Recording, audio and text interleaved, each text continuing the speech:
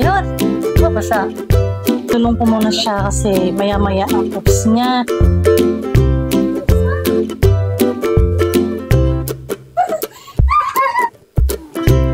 So, diyan ka muna, Piwi, ha. So, observe natin yung kanyang poops kung okay na.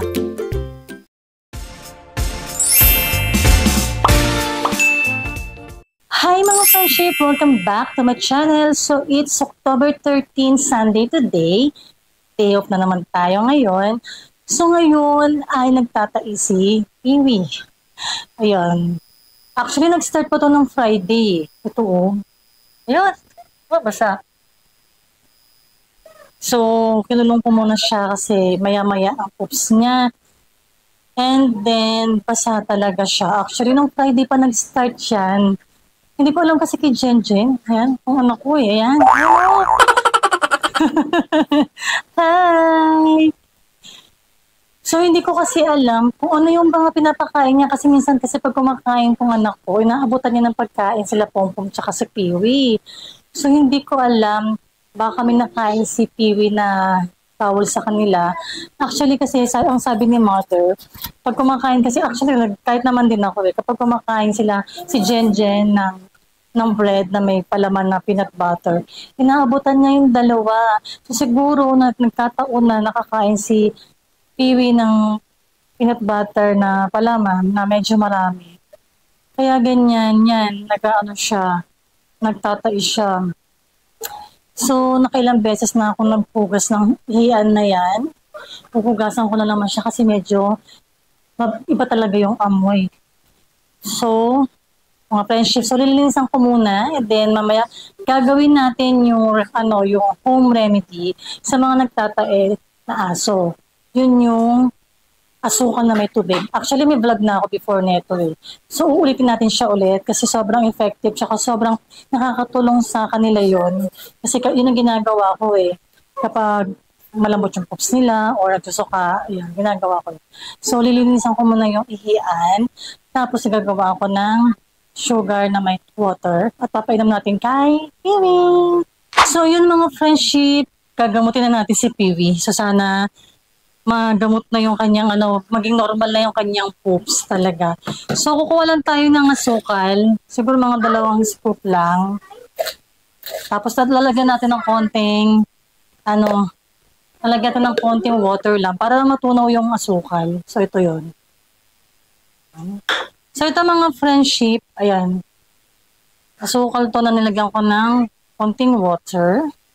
So, papainom natin to kay Piwi. Ito yan. Yan. Itong mangkok pa lang to, hindi ko na ginagamit to. Ito yung dati ng kainan. Nung hindi pa ako nakakabili ng stainless na lagay ng pagkain nila. Kailangan nyo pala ng syringe. Tapos, ito yung gagamitin natin pang kay Piwi. So, kuha lang tayo ng konti. Piwi. Ano?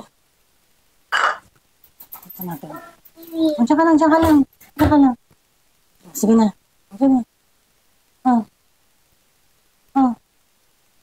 Ayun na. Sige na. Hinamin mo to. Twinkle. Alam, baka dyan. Sumasamatan sa bakal ng kanan ka. So, ganyan lang. Piwi.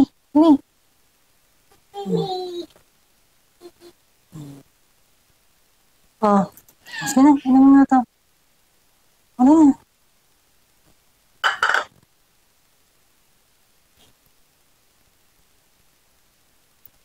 So, papaubos lang natin itong ating tinunaw na asukal.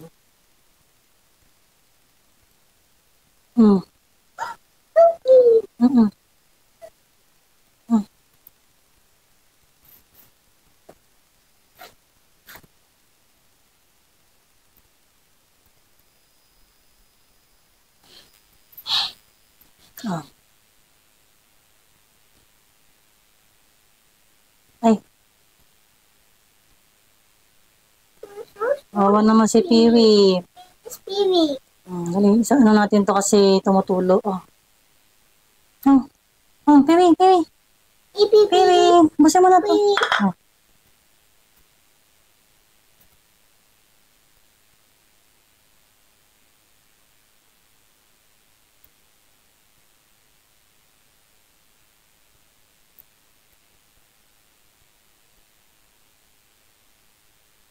Piwi. Piwi. Ah.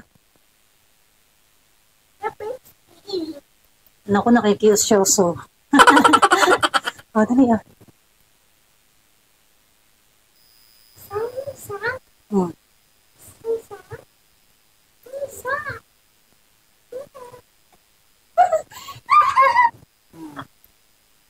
Last one.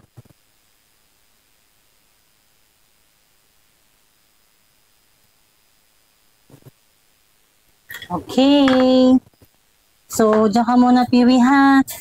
Kasi para hindi ka magkalat ng poops.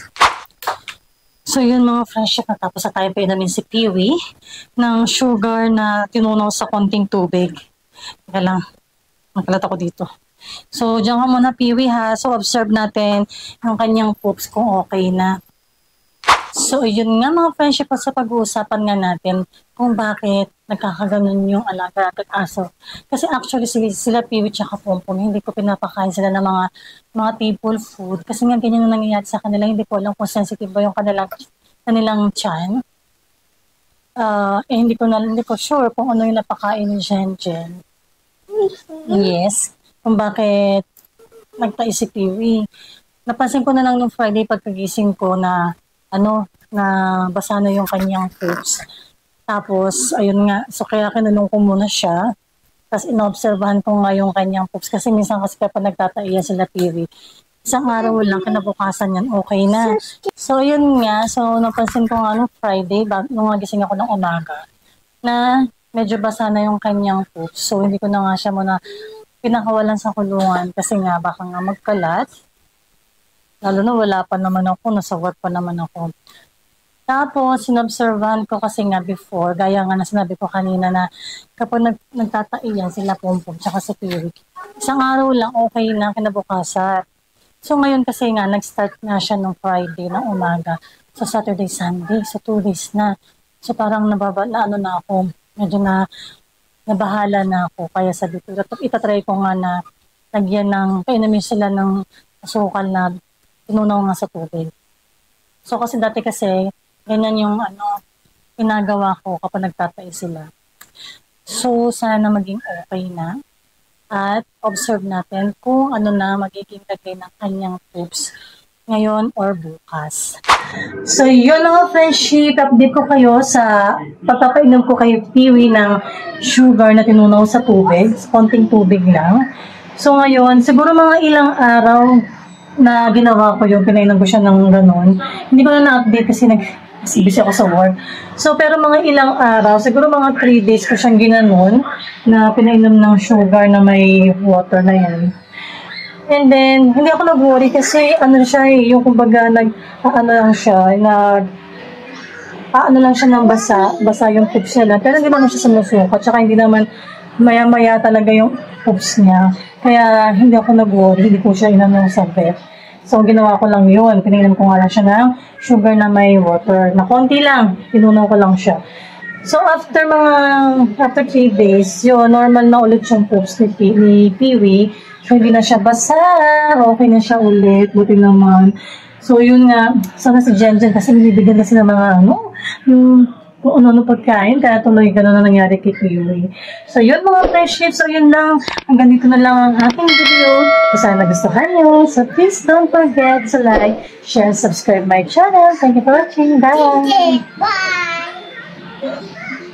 Bye! Bye!